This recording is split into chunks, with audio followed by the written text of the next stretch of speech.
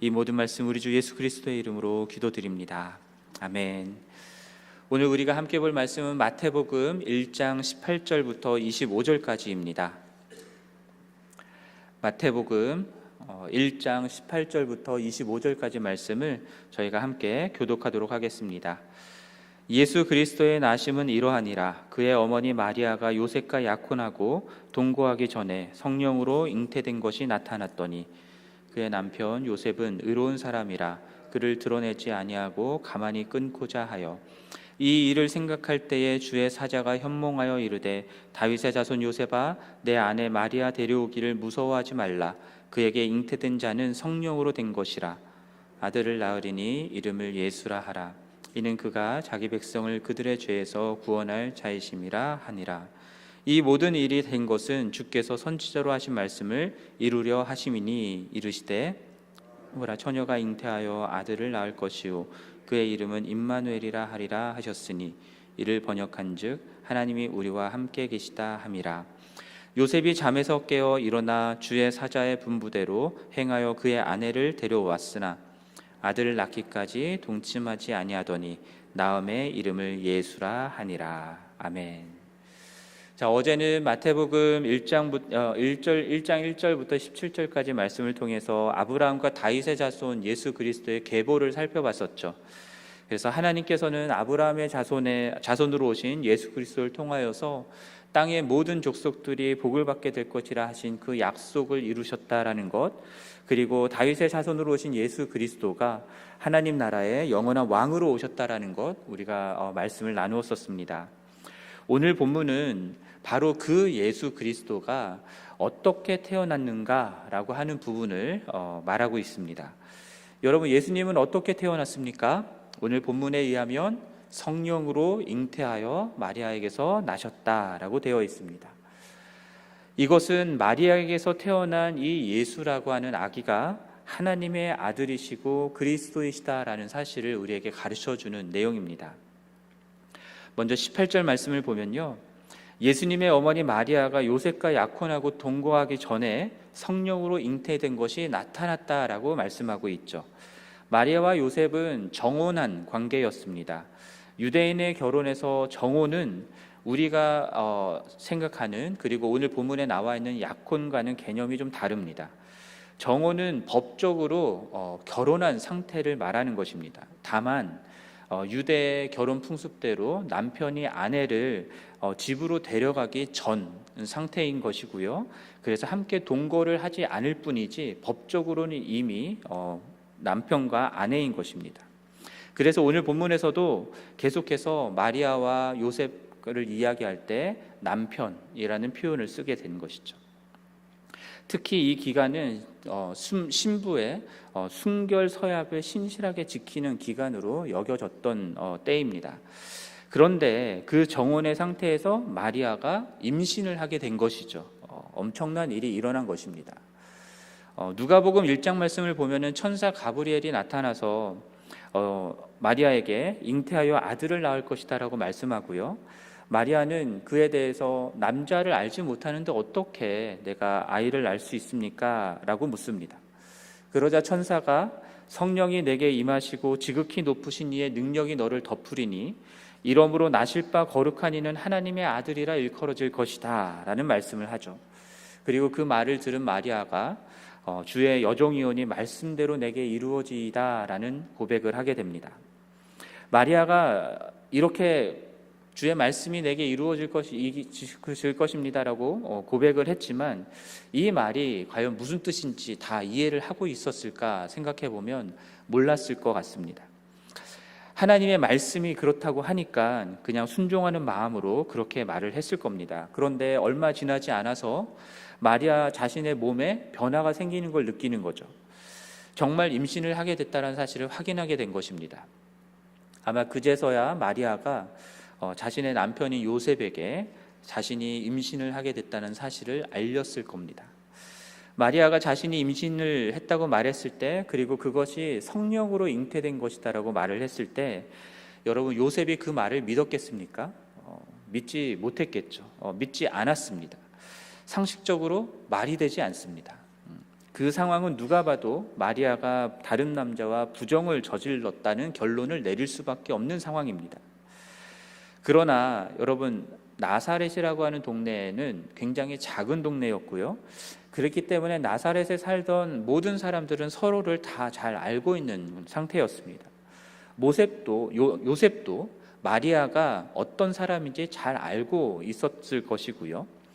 그러므로 마리아가 절대로 다른 남자와 부정을 저지를 만한 그런 여자가 아니다라는 사실은 분명히 알고 있었을 겁니다.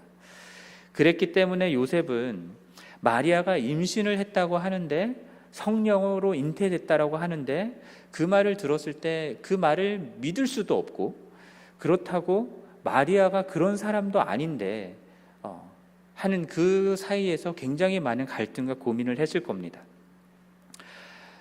결국 마리아가 임신한 사실을 드러내지 않고 가만히 파혼을 하려고 했다라고 오늘 본문은 말씀하고요.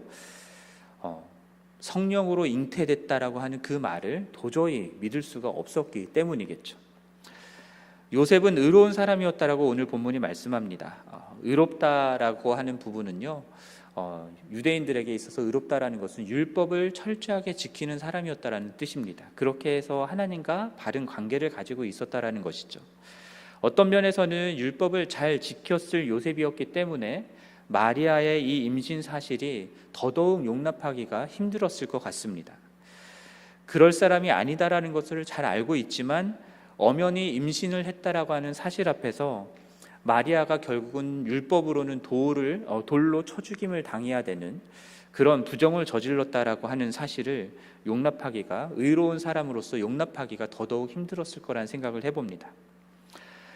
그러나 요셉은 율법만 엄격하게 잘 지켰던 사람이 아니라 사랑과 배려를 할 줄도 아는 사람이었던 것 같습니다.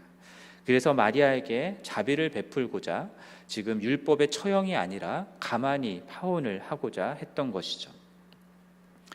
자, 그러한 복잡한 심정으로 여러 가지 고민을 하고 생각을 하고 있을 때 그의 주의 사자가 그에게 나타납니다. 그리고 요셉에게 아내 마리아 데려오기를 무서워하지 말라라고 말씀하고 그에게 잉태된 아기는 성령으로 잉태된 것이다 라는 말씀을 하죠.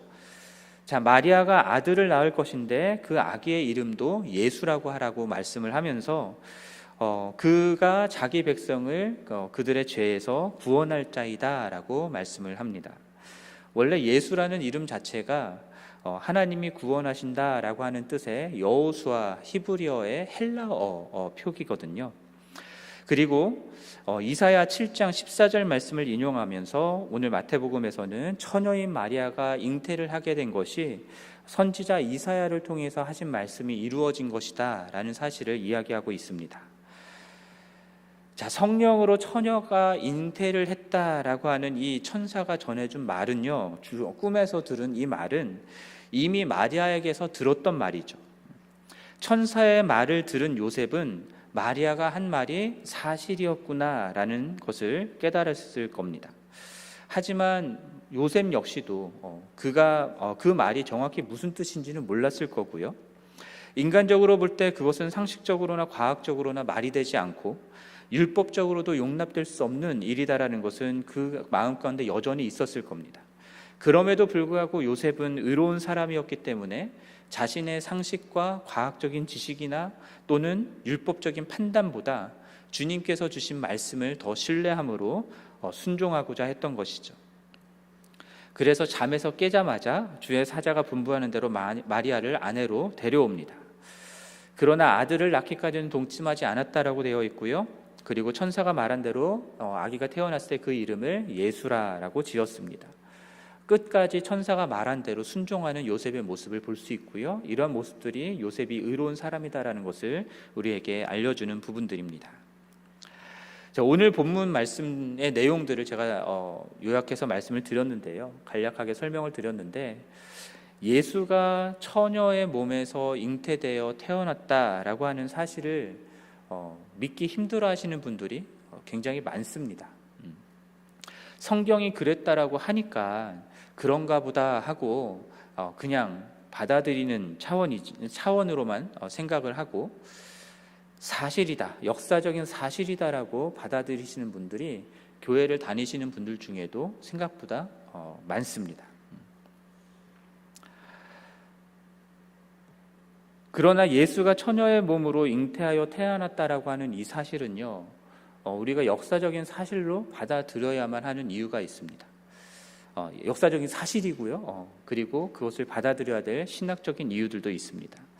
왜냐하면 예수가 자신의 백성을 그들의 죄에서 구원할 메시아 그리스도이기 때문인 것이죠. 그리고 이것을 위해서는 이러한 그리스도가 되기 위해서는 두 가지 조건이 필요하기 때문입니다. 하나는 그 구원자이신 예수가 하나님이어야 된다라는 겁니다. 죄에서 구원하기 위해서는 죄값을 치러야 하고, 하나님께서 정하신 죄값은 사망이죠. 죽음입니다. 하나님이 아닌 이상 모든 인간은 죄인이고, 따라서 자기 죄값을 지고 모든 사람들은 자기 죄 때문에 죽어야 하는 것이죠. 그런데 예수가 만약에 하나님이 아니라고 한다면 그는 죽게 됐을 때 자기 죄값으로 인해서 죽게 되는 것이지 다른 사람들을 위해서 대신하여 죽을 수가 없는 것입니다. 그래서 예수, 구원자, 죄로부터 우리를 구원하시는 예수 그리스도는 반드시 죄가 없으신 하나님이어야 하는 겁니다. 또 다른 조건 하나는 죄가 없으신 하나님이신 예수는 또한 인간이어야 한다라는 겁니다. 그가 하나님이시기만 한다면 영원한 생명의 근원이신 하나님이 죽을 수가 없겠죠. 죽을 수가 없다면 인간이 지고 있는 죄의 값을 지불할 수도 없습니다. 그래서 그는 죽을 수 있는 인간의 몸을 입고 이 땅에 오셔야만 했던 것이죠. 인간 아버지가 없이 성령으로 잉태되어서 처녀의 몸에서 태어났기 때문에 예수는 하나님의 아들일 수 있는 겁니다. 그래서 여러분들이 성경을 보시면은 아무리 뒤져봐도 요셉을 예수의 아버지라고 부르는 곳은 한 곳도 없을 겁니다. 어제 보았던 예수님의 계보 속에서도, 그리고 오늘 본문 속에서도 요셉은 항상 마리아의 남편으로 나오지 예수의 어머니로, 아버지로 나오지 않습니다. 왜냐하면 예수는 하나님의 아들이기 때문입니다. 그러나 오늘 본문 속에서 천사가 나타나서 요셉에게 마리아 데려오기를 무서워하지 말라라고 얘기를 하죠. 여기서 마리아를 데려온다라고 하는 것은요, 성령으로 잉태된 마리아 안에 있는 그 아기까지도 너의 아들로 삼으라는 뜻입니다. 생물학적인 아들은 아니지만 법적인 아들로 삼는 것이죠. 그래서 요셉이 예수의 법적인 아버지로서의 역할을 할 수 있었던 것이고요. 그래서 인간의 아들이, 예수가 인간의 아들이 될 수도 있었고 다윗의 후손으로 온 왕이 될 수도 있었던 부분입니다. 자, 기독교는 참 하나님이신 동시에 참 인간이신 예수 그리스도를 믿는 종교입니다. 둘 중에 어느 하나라도 부정된다면 그것은 기독교가 아닙니다. 동정녀의 몸에 성령으로 잉태되어 태어났다라고 하는 것은 이 두 조건을 만족시키는 인간이 생각해낼 수 없는 하나님의 놀라운 지혜인 것이죠. 그리고 오늘 본문은 하나님이 인간으로 태어났다라고 하는 그것을 또 다른 말로 표현하고 있는데, 그것이 바로 임마누엘이라는 겁니다. 하나님이 우리와 함께 계시다라는 거죠. 저 멀리 하늘에 계신 하나님이 아니라 그 하나님이신 예수가 우리 가운데 오셨다라고 하는 의미입니다. 성경을 보면서 저는 늘 이해하기 힘든 부분 중에 하나가 뭐냐면요, 하나님은 왜 항상 인간과 함께하기를 원하시는가라고 하는 점입니다. 인간과 함께하기 원하시는 하나님은 늘 먼저 인간의 자리로 내려오십니다. 천지 만물을 창조하신 창조주이신 그 전지전능하신 하나님께서 도대체 왜 죄 많고 허물 많은 인간과 함께하기를 원하시는지 이해하기가 힘들 때가 있습니다. 우리가 며칠 전에 민수기 말씀 계속 봤잖아요. 민수기 말씀에서도 살펴보았듯이 하나님은 이스라엘 백성들과의 언약을 맺고 이스라엘 백성들과 함께하기를 원하셨습니다.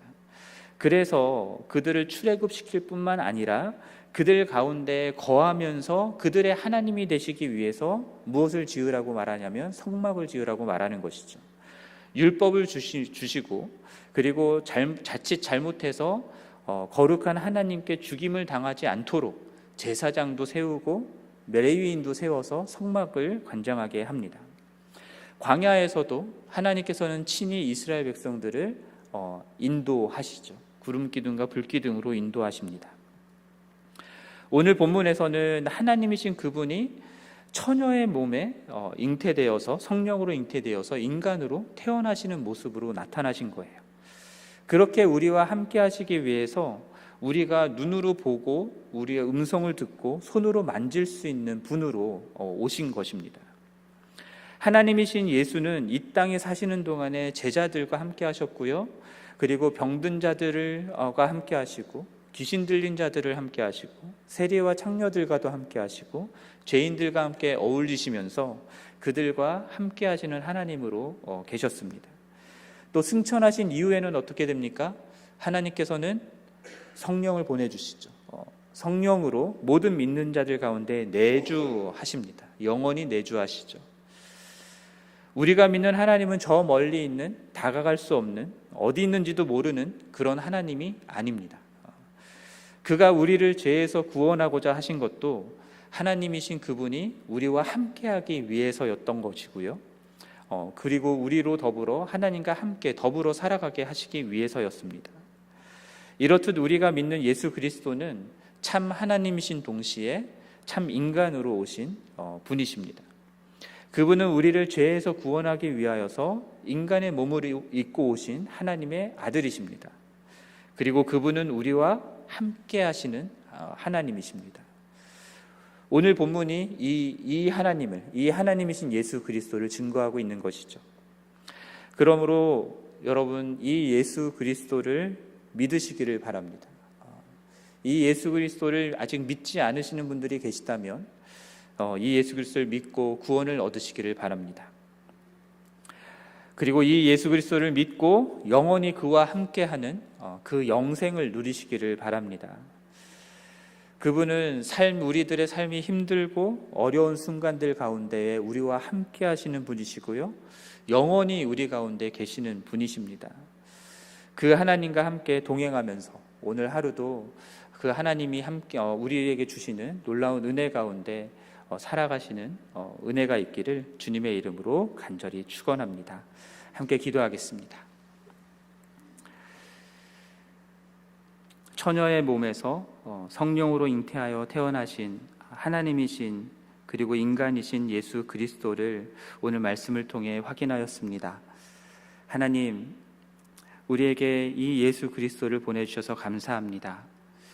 우리의 죄에서 우리를 구원하시기 위해서 이 예수 그리스도를 보내주셨고 또 영원히 우리와 함께하여 주심에 감사를 드립니다. 주님, 이 예수 그리스도를 믿는 믿음 가운데 살아가게 하시고 또 이 예수 그리스도와 늘 함께 동행하면서 주님께 영광을 돌리는 우리들의 삶이 될 수 있도록 은혜를 베풀어 주시옵소서. 이 모든 말씀 우리 주 예수 그리스도의 이름으로 기도합니다. 아멘. 하늘에 계신 우리 아버지여, 이름이 거룩히 여김을 받으시오며 나라가 임하시오며 뜻이 하늘에서 이루어진 것 같이 땅에서도 이루어지이다. 오늘 우리에게 일용할 양식을 주시옵고 우리가 우리에게 죄 지은 자를 사하여 준 것 같이 우리 죄를 사하여 주시옵고 우리를 시험에 들게 하지 마시옵고 다만 악에서 구하시옵소서. 나라와 권세와 영광이 아버지께 영원히 있사옵나이다. 아멘.